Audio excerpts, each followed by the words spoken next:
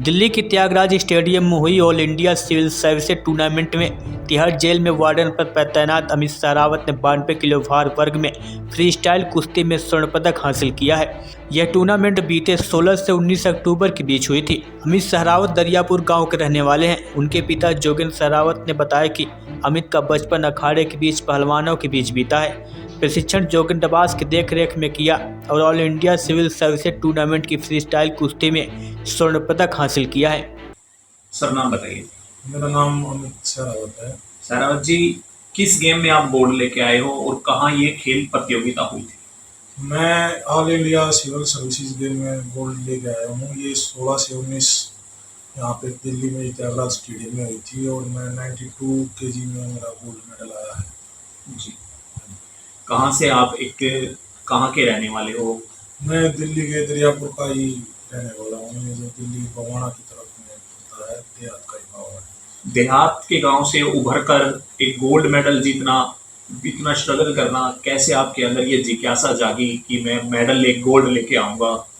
मैं कुश्ती देखो हम बचपन से ही करते हैं। मेरे पापा का सपना था कि लड़का पहलवानी करे, तो पहलवानी में नाम रोशन करे, तो वो मेरे को अखाड़े में लेके जाते थे डेली। वहीं फिर मेरे को गुरु मोहन अखाड़े में छोड़ दिया। सुबह डेली वो प्रैक्टिस करवाने आते, घर से दूध यही मक्खन देकर वो डेली वहीं पे ही आते थे, प्रैक्टिस करवा के जाते थे। कभी कभी घर पे आता तो माँ भी थोड़ा ज़्यादा ही दुलार पिलार करती, खिलाती पिलाती, वो कई बार रोने लग जाती कि दूर रहता हमसे इस तरीके से। तो लेकिन फिर भी ये था कि भाई कुछ ना कुछ तो करना ही है। फिर थोड़ा सा पारिवारिक स्थिति ऐसी हुई कि भाई गेम आगे जारी नहीं लग सके और मुझे जॉब की तलाश में फिर मेरा बीएसएफ में मेरी जॉब लग गई थी। तो फिर मैं वहाँ बीएसएफ में चला गया था। वहाँ भी मैं कुश्ती के लिए ही सिलेक्ट किया था, उन्होंने कुश्ती खिलाने के लिए ही।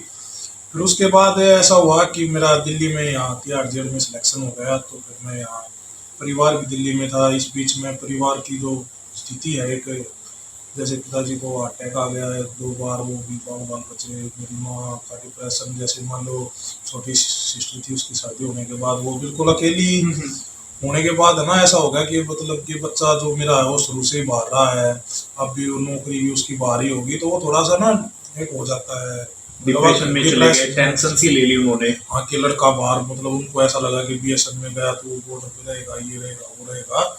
तो मतलब वो थोड़ा डिप्रेस हो गई थी। फिर उनकी भी स्थिति ऐसी होगी कि फिर दिल्ली में जब सिलेक्शन हो गया तो थोड़ा उनका इलाज ट्रीटमेंट हुआ तो वो फिर भी ठीक है, नॉर्मल है। अब तो पिताजी की भी तबीयत नॉर्मल है। फिर यहाँ दिल्ली जेल में आने के बाद यहाँ पे नौकरी की तो फिर पता चला कि यहाँ पे भी कुश्ती का भी गेम है।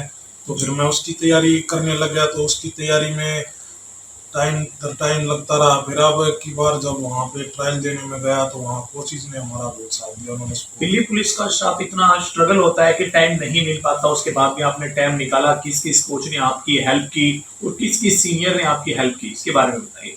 टाइम तो जैसे आप ये मान लो कि आप ड्यूटी कर रहे हो, फिर परिवार भी है, शादी भी है, बच्चे भी हैं, तो बहुत ही मुश्किल काम होता है। लेकिन हमारा जो स्टाफ है, हमारे सीनियर हैं, उन्होंने तो इतना साथ दिया कि जैसे मान लो ऊपर से मेरे ऑर्डर आए कि प्रैक्टिस के लिए भाई वहाँ जाना, कैम्प में जाना है, तो उन्होंने अलाउड कर दिया बिना पूछे कि भाई तू गेम कर रहा है तो इसमें ही आगे बढ़।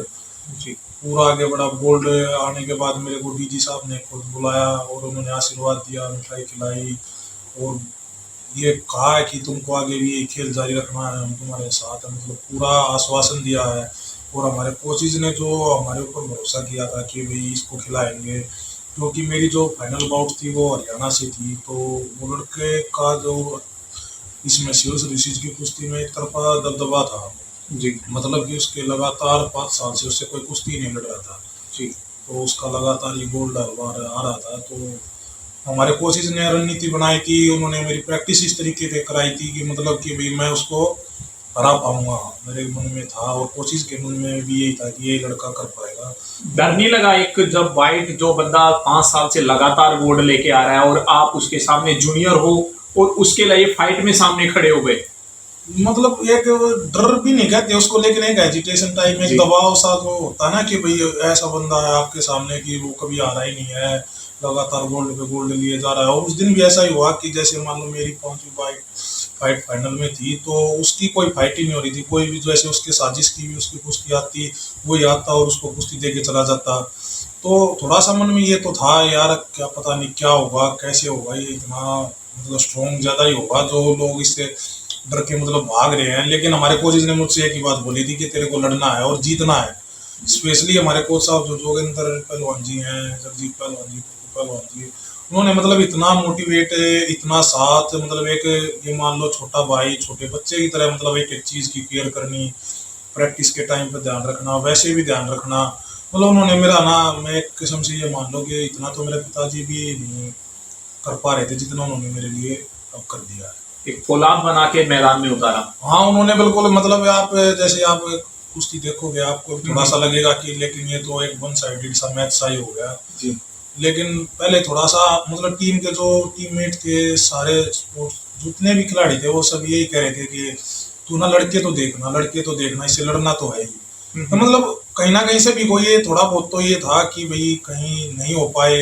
ऐसा बहुत कम बार होता है कि मतलब कुश्ती जैसे खेल में हरियाणा रनर रहे और दिल्ली चैंपियन बने। जी।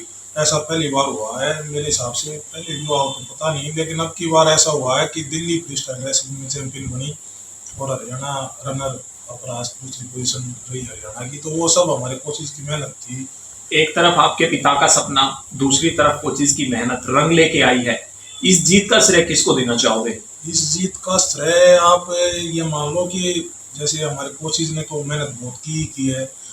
दूसरी तरफ डिपार्टमेंटली जो हमारे सीनियर्स हैं, स्टूडेंट मैडम थी, डीए साहब हैं हमारे और डीजी साहब हैं, स्पेशली उन्होंने सब ने मतलब एक सपोर्ट इतना कर दिया कि मतलब मन में ये हो गया कि भाई अब तो कुछ ना कुछ करना ही पड़ेगा, नहीं तो थोड़ा सा ये हो जाएगा कि भाई लोग आप पे विश्वास करें, आप सबका विश्वास खो दोगे अगर आप कुछ नहीं कर पाए तो। इसलिए फिर ये था कि गांव में भी जैसे हमारे जो मेरे साथी दोस्त हैं उन वो भी बहुत ज़्यादा सपोर्ट करते थे मेरे को। वहाँ पे गांव में अखाड़ा है, छोटे बच्चे हैं, वो एक टाइम वो प्रैक्टिस करवाते हैं कि भाई हम आपके साथ और भी ज़्यादा प्रैक्टिस करेंगे। फिर मैं कैम्प में भी प्रैक्टिस करते, फिर शाम को भी एक्स्ट्रा कराते। तो यही है कि बस सभी की दुआ, ऊपर वाले का साथ हो तो कुछ ना कुछ मिल ही जाता है, अच्छा हो जाता है। एक कहाँ प्रैक्टिस करते थे आप? एक गांव के छोटे से अखाड़े से शुरू हुए और इतने बड़े लेवल पर जाना, कैसे ये सपना साकार हो पाया? मैं पहले तो गांव के ही अखाड़े में, दरियापुर गांव में अखाड़ा है, वहाँ पे प्रैक्टिस करते थे। फिर उसके बाद पिताजी हमको वहाँ पे ले गए थे गुरु हनुमान अखाड़े में जो दिल्ली में है। फिर अब जैसे ड्यूटी होने के बाद तो इतना अखाड़े में वहाँ नहीं जाया जाता, लेकिन हाँ गांव के अखाड़े में